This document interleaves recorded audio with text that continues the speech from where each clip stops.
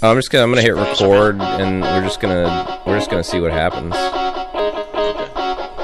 I can scroll and it's live. All right, so in 5 seconds will be the musical cut. And we'll be ready. I like how Joe's just the. We're live.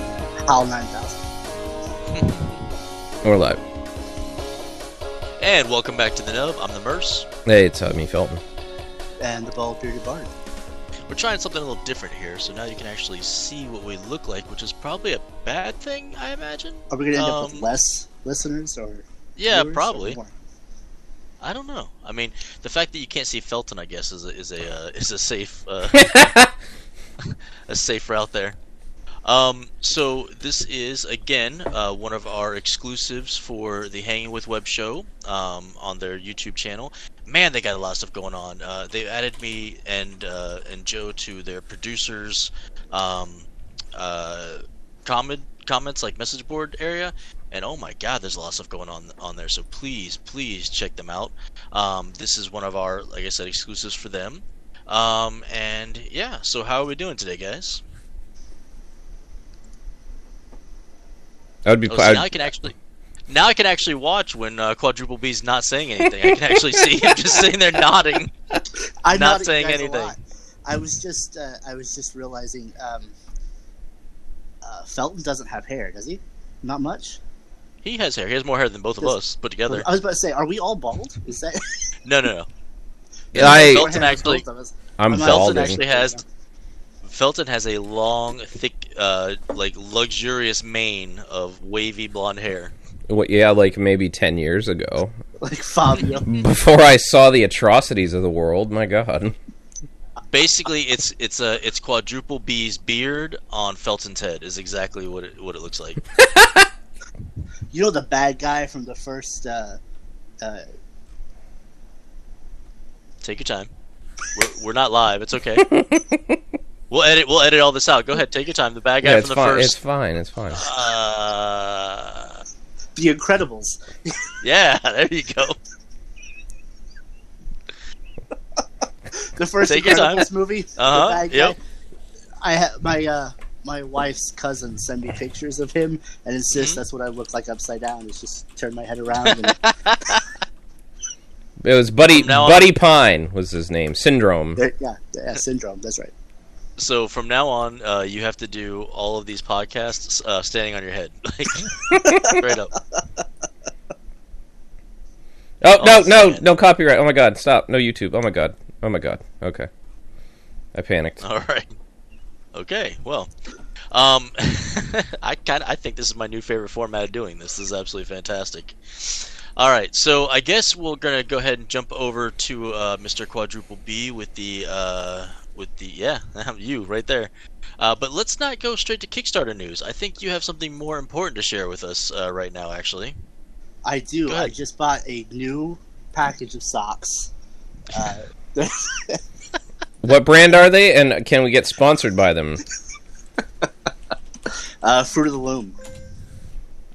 And there we go. We just got demonetized. Oh wait, we don't get paid anyways. It doesn't matter. So I've been working on this little book for Mad Cave Studios for a little while now. 7 years. And the pre-order code just released today for Villainous #1. I'm super excited about this, and I'm going to be tattooing this code across my face. Everyone's going to get real sick of this code here, so... So did you share the code? Is that what happened? I could. Couldn't I? Yeah, I don't see why not. Can you tell us maybe what the book is called, what it's about? So maybe like Villainous #1. So we want to buy it. You really Villainous #1 follows a new sidekick named Tilly, who has joined the sidekick program for the Coalition of Heroes, who is basically this universe's version of Justice League or the Avengers. And she gets paired with one of her favorite superheroes and quickly finds out that they're not the people they thought they were. Nope. And now, correct me if I'm wrong, this is the same artist from Show's End, correct? That's correct, yeah. Okay. Yeah, Jeff, I really enjoy his stuff. Jeff Zadinsky And like I've seen the second issue now. I've got the digital version of that, and I really love what he's done. Like more than anything else about this book, his art just has really impressed me, and the way he got the characters and embellished things that I didn't put in the script, but like works on a level that I didn't realize it needed, and he just really elevated things with his art, and so I've been really excited to see what comes next. I love the design of Tilly. I absolutely love it. I think she's so unique, and you still get that like teenage vibe from her because she's a teenager, right? She's very young. Very young. She's leaving like the sidekick program, if I'm not mistaken, and going up to the pros, right? Right. Is that kind of her thing? Yeah. So absolutely love her design. I love the design of like I want to know about every single one of these superheroes and villains in the background. They're just like I got to read an advanced copy of the book, and there's a lot of these villains and superheroes kind of in the background, and you're just like, wow, like what does that guy do, or like who is this guy? So probably people that have nothing to do with the story at all, but like now I'm hoping there'll be spin-offs so we can follow each one of these villains. Exactly. And heroes later I on. love and hate Jeff for it because it was so cool, and I just kind of like they're walking through the Coalition of Heroes building, and I just put a note in there like this would be a really cool place to add some characters walk around in the background and just kind of be in there, and I made suggestions like maybe we could see hints of people that we might be familiar with here and there. That'd be kind of cool. And he really took it and ran with it and designed these just crazy cool looking characters, and even my kids were like, who is this? Like, I have no idea. I didn't create that. That's not me. That was 100% Jeff. I have no idea. It's like, stop asking questions, kid. Just read the book. Exactly. But everybody's hyper focused on these characters in the background. Like the MODOK looking dude with the gloves, like the MODOK looking dude with like it looks like Thanos' gloves or something like that on. Like I want to know what this guy's deal is. I want to know what's going on. Exactly, and you'll never see him again. But they'll probably hire Jeff for a spinoff and just have him write it too. Yep. They're pretty much done with you now. It's time to move on to working with Jeff for the everything. I don't blame him at all.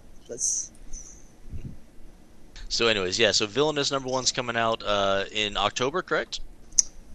Yes, October 14th. Yep. And did we put the code up there for people to go to their local comic book shops and ask for it? I did link it in chat, and I'll be sharing it to the Facebook page and on Twitter. So. Is it the AUG 201467? That's it. Okay, so it should be right there in the video. They should be seeing it. Cool. So for those of you that don't know, that's the Diamond code because Mad Cave distributes through Diamond distributors. So that means that any comic book store that you go to, you can actually go and ask them to order this book for you. They can actually carry it for you. So check out Villainous #1, written by the great Quadruple B, also known as Stoney Williams. And it's I'm loving it. I'm loving this first issue. Now we can bounce over to Felton, and why don't we get some of that hot, sweet video game news? Okay. So I was at work last night, and basically, I'm going to pull this up here and mute YouTube. Making donuts. Yep, I'm a donut maker. Let me see if I can get a good professional donut maker. Good still here. So this right here.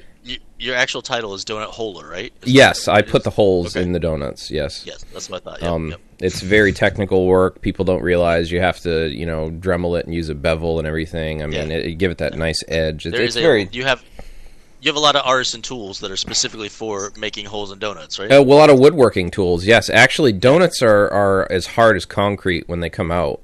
And we put additives in that actually make them soft, so I can actually chisel the shape of the donut. It takes actually, 45 minutes, to actually form a donut. And then we put the additives in. It makes it edible and soft, and So each donut is like a Michelangelo without a penis, basically. Yes. Okay. It's a Vagina Angelo. A Vagina Angelo. Nice. Yeah. Vagino de Milo. Oh. I'm sorry, go ahead. What were you saying? So, Stalker 2 got a reveal. I think we killed Triple P with Donut Talk. This is the end of Infinity. He is about to lose all of his air. Yep. So Stalker 2 got a big reveal last night, and I don't know if you can see it in the video. Right now, I have a shot pulled up from the trailer. It's a Ferris wheel, and there's, dusty-looking, crappy air and everything. I mean, oh my god. The visuals, okay? The visuals look like Chernobyl. I mean, I've watched a lot of videos of, people, like, exploring Chernobyl and going through the tours. Some people doing it illegally. Some people, actually getting on with the tour groups.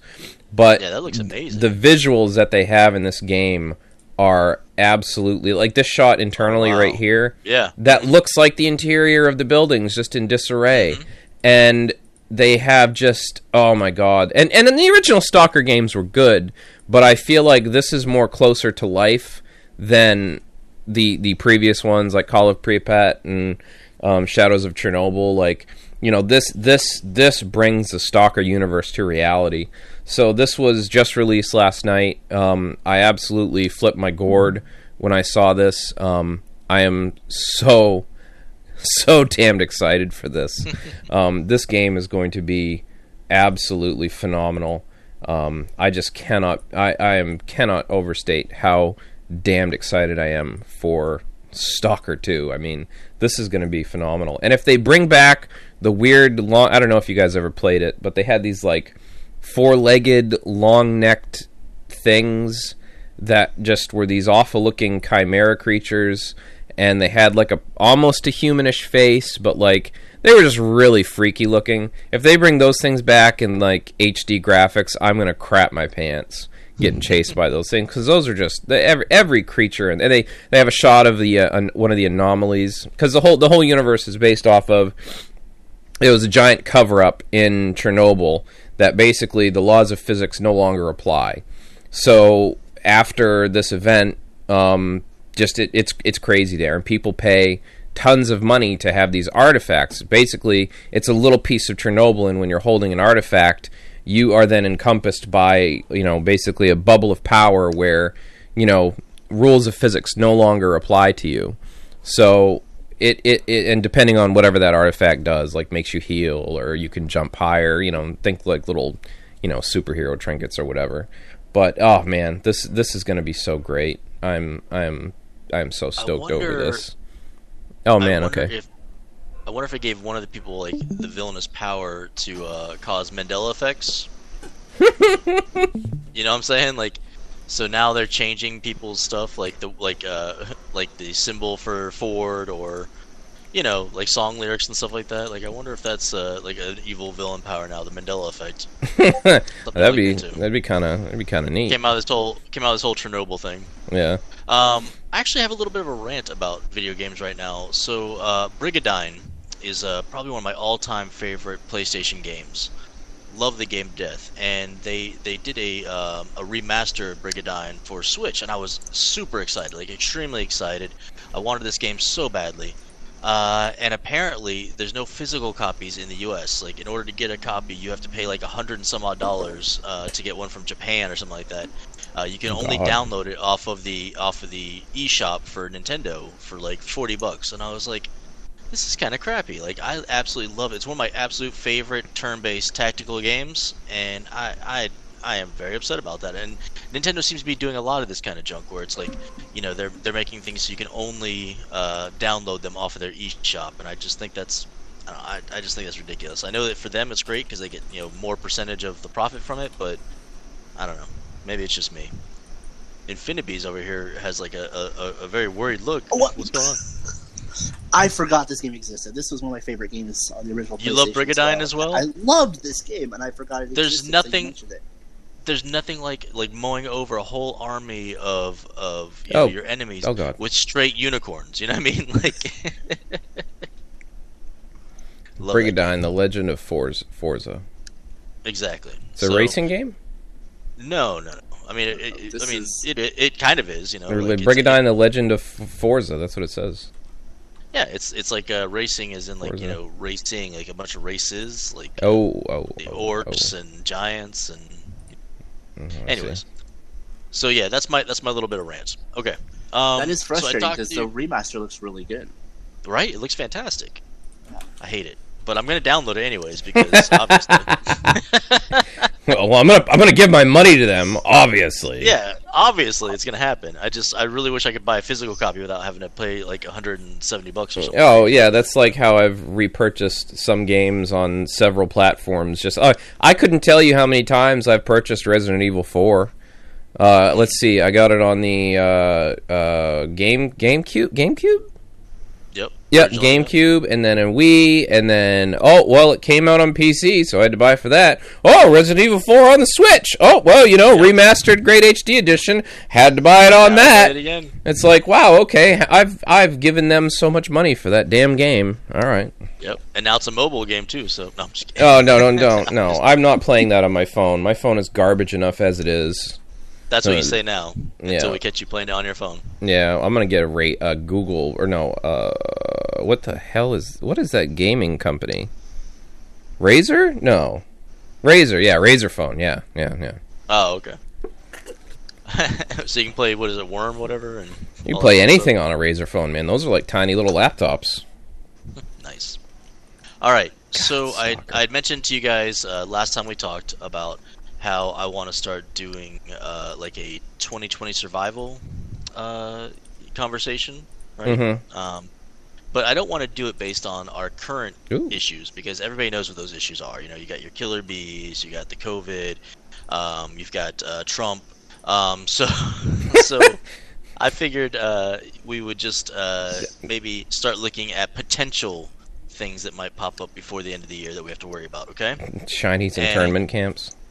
Well, no, actually, I got this idea from you, Felton, when you sent me that link. So, I mean, I think one of the next things that we need to be very concerned about, especially here in America, are the look-behinds. Oh, God. And, yeah. How? Okay, hold on just a second. For background here, I watch a lot of like those little creepypasta things, right? And some of them are actually based off of real folklore.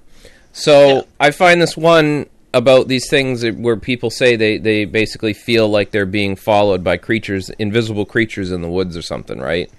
And this guy tells a story from his grandfather about an encounter he had with what sounds like a look-behind encounter. And apparently there's I might be an idiot, I might have gotten taken by the internet, but apparently this is like a real type of folklore where people encounter these types of situations. And now I'm thinking back to my childhood and the times where I felt like compelled to, like, man, I really want to go over here and check out this stream in the woods in my backyard, And I think back... It had to be a look behind. I think back like, oh my God, that's creepy as hell.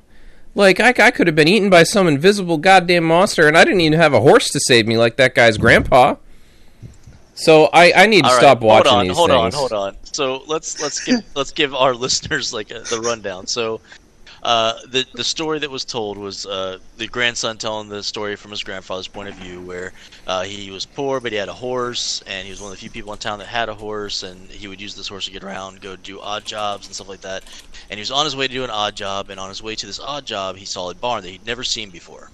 And he just felt very drawn to go to this barn, but his horse was refusing to go, or something to that extent. So he bypasses this weird barn, and then later, his horse either kicks him off or makes him get off, or some weird thing like that. And then he all of a sudden feels this like really like deep urge to drink. So there's this beautiful babbling brook or spring or something like that, and he's drawn to the spring. But then the horse comes out of the woods like, neighing at him and freaking out, and then he kind of snaps out of it and looks across the water and sees that there's some kind of creature coming out of the woods and stuff, and he believes that this could be what is called a look behind. Well, it's a hide behind. Or hide behind, I'm sorry. A look behind just sounds better, I don't know why. But basically it's some kind of like evil spirit or creature or something like that that can that makes you have desires to do whatever, so it can get you into a situation where it can. I don't know if they eat you. Or they eat you. Yeah, okay. Yeah. Okay, I didn't know if it was like they eat you or they steal your lunch money, whatever the case is. But just they're just really rude creatures. God, that creepy looking. Jeez. And I imagine that what's going to happen now is that people are going to be like having these thoughts where like, oh man, like I really got to go to a Target, and I got to go pick up whatever from Target, and there'll be like a target that just appears, you know, and it'll be like one of those targets where they don't actually, like, it says no mask required, and people will be like, oh man, I can just walk into this target without a mask on, and then what's going to happen is as soon as they get up to this target to walk in without the mask on, was it the look behind? Hide behind. Hide behind is going to jump out and cough right in their face and give them COVID, and then boom, like it's gonna. So 2020, you need to look out for oh my goodness, hide behinds, because you need to look out for Paul Giamatti. Yeah, they're gonna be honestly like trying to get you into situations where they can cough in your face and give you the COVID. Okay, make sure you're always wearing your mask. Although the mask doesn't protect you, it protects them. But just be careful. All right. If you have a sudden urge to go somewhere that you didn't have before, or you have like a sudden thirst or hunger or craving for something, and all of a sudden it appears, it's probably a trap. So 2020 survival. Watch out for the hide behinds. Okay. This is our first episode, our first PSA about this, and we just want to make sure that all of the nubs and everyone out there listening are safe, and they're keeping track of their surroundings. Okay. So a little bit of backstory on this. So now that I'm actually looking into the folklore and imagery of it, a lot of people that report Sasquatch encounters, okay, they always say that they're often peeking. You're always going to bring this around. Listen, Bigfoot is real. I don't care. Sasquatch is real. 2020 survival. That's absolutely. The next 2020 survival. We're only doing hide behinds right now. Yeah. No, they peek out from behind a tree, and quite often that's what Sasquatch do, as reported by witnesses when they see them, is they're hiding behind a tree to obscure their shape and image, or the person dressed as a Sasquatch trying to propagate this, folklore for. The past, like people through people's curtains and stuff. People several hundred years ago, if not thousands of years ago, in Native American oral tradition and Australian tradition and Tibetan tradition, have been trying to propagate a world hoax about Sasquatch being real. Yep. Because that's likely. The Australian Sasquatch has a really funny name. What is it? I forgot. Good job. Hold on. It's the Yowie, okay? It's the Yowie, Yowie. That's what they call the Australian Bigfoot. You have... Do you know what they call the Bigfoot in Antarctica? What? I don't know. Oh, yeah, I deserve that. Yep. But yeah, Bigfoot's real. So. Do you think Bigfoot and hide behind might be related? Yeah, I think people might be experiencing, because here's the thing: there's also a little bit of theory that they actually have like a way to attack your olfactory senses, so they actually have an offensive sense of smell, because people always report the same thing. Whenever they are in an area, they get this feeling of dread that comes over them, that they're not supposed to be there, and they always smell like that rotting, awful, like pungent smell that. Everyone always reports smelling this with a Sasquatch or several types of these encounters, and I wonder, the hide behind people that report that have also smelled this odor. People that report seeing, Wendigos. These cannot be the same creatures. These cannot be the same creatures because apparently to keep a hide behind away, all you have to do is be drunk. Oh yeah, like you just got to be yeah.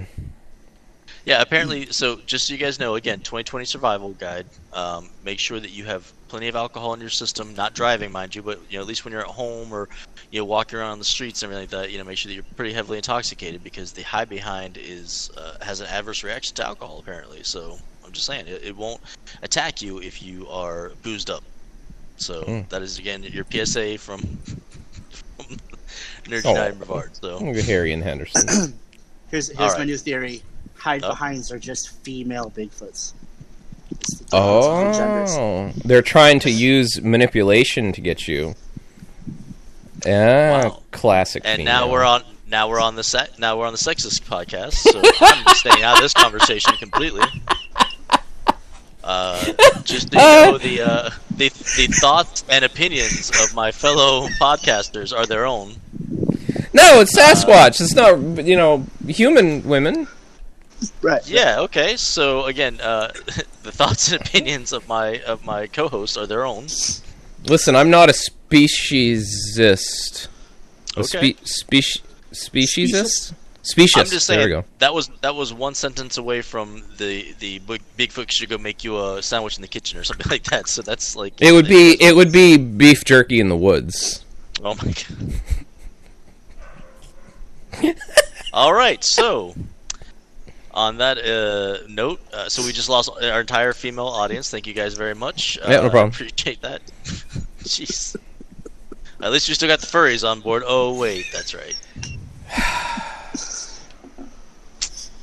I Bye, forgot. Bye, Mom. Your mom will still listen. She's fine. She's okay with it. All right. So let's do something we haven't done in a long time. All right, and that is the Die of Destiny. It's been a while. We've been kind of off our game because of this whole COVID thing. So let's go ahead and bring it back. All right. I'm gonna go ahead and do the Die of Destiny this time, and I will pick. Mr. Quadruple B there to roll one of his die, and then add, subtract, or do nothing with it to my roll. You would, because I'm not keeping my dice in here anymore. Hold on a second. Yep. Oh, we're going on an adventure.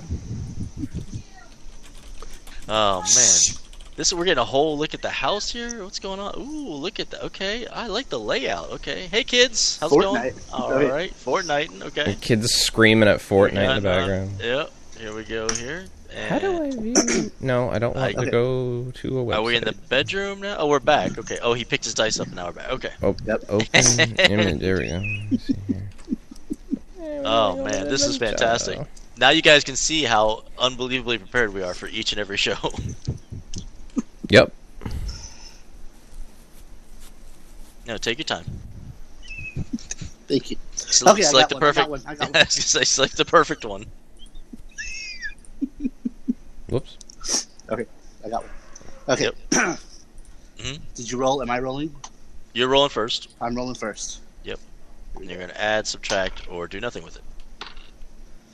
I am going to subtract 14. Do I need to prove I rolled it? Ooh. Okay, that sucks. All right. Here we go. And I got 15, so I got a 1. So I've got to tell a story. Alright, and the way that it works, again, we haven't done this in a while, so with the Die of Destiny, when it's the person's turn to roll the Die of Destiny, they usually pick one of the other two co-hosts to roll their die, and then we can add or subtract that point, or do nothing with those points to the dice, and then if the roll is 10 or below, they have to tell a... I'm sorry, if the roll is a 1, they have to tell a really bad story about themselves, a personal one, and if it's a 20, they get to pick somebody to tell a story. So, or above 20, or below 1. That was really a crappy way to explain it, actually, so I apologize. Alright, so here we go. It was an excellent way to explain it. I really enjoyed that. It was amazing, yeah. Oh, man, so story time. Oh, jeez. And I've told some of my best ones already, so, alright. Let's see if I can find one that beats, like, whipping blue cheese until it becomes ranch, or taking care of a gentleman who needed his diaper change and telling me I had gentle hands. Oh, okay, here we go. Alright, so I guess this one won't be as great as some of the other ones, you know? But when I was little, not little, when I was probably like 11 or 12, I used to skateboard a lot. You know, I used to want to be a skateboarder. I used to think I was cool like that, which obviously I'm not. And I would go skateboarding when I was in St. Pete and Tampa with my cousin, because he was much cooler than I am. He's probably 3 or 4 years older than me, and he was like a hardcore skater. And so basically he had a half pipe in his backyard. Never been on a half pipe before, mind you. And I decided, you know, after watching all the other kids do it, and basically after seeing, you know, them kind of goad me into, hey, come on, man, try it, I decided to go ahead and try it. So I get at the top of it, I go to slide down into the half pipe, you know, and not only do I, because it's just a little half pipe, I guess, I don't even know if it would be considered a half pipe. Anyways, like one of those really small ramps, do you know what I'm saying? But I slid and I hit so hard, and I pushed my board so hard that it actually like bounced like back towards me somehow, and instead of like stopping it with my hands to keep it from hitting me in the face, apparently I just stopped the back end of it, which made it just come down harder into my face and kind of and bust my lip. So yeah, I got my lip busted the first time I tried to do a half pipe like drop in, and it wasn't even a full. It wasn't like a big half pipe. It was just this little like baby ramp in my cousin's backyard. But it was pretty embarrassing. Quarter pipe. Yeah, or probably like a 5/16 pipe, maybe a. It was just two pieces of Charlotte pipe that you put on the ground with a saggy piece of plywood in between it. It was only elevated like 2 inches off the ground. The funny thing is that to this day, like the physics involved with this still don't make sense to me. Like I have no idea what happened that made it so that my board came and hit me in the face. I honestly think that it might have been like a hide behind or a Bigfoot that caused this problem. So he threw a twig underneath your. I'm thinking that he may have just like came out from like behind somebody and just kind of pushed it in midair while everybody was looking at me fall on my ass, and then it just kind of came back and hit me in the face. So again, 2020 survival. Watch out for hide behinds because they will hit you in the face with your own skateboard. This has been another PSA from Nerds United in Brevard. And the hide behind can be a male or a female, just so you know. Non-gendered or sexed. Or binary. It's a non-binary. Non-binary creature. Yeah. It's an equal opportunity asshole is what it is. Do Sasquatch have gender? I mean, I would imagine so. Like, well, they got to have hierarchical structures. I mean, every animal in the animal kingdom has. God. All right. On that note, well. So let's go ahead and close this one out. I hope you guys have enjoyed.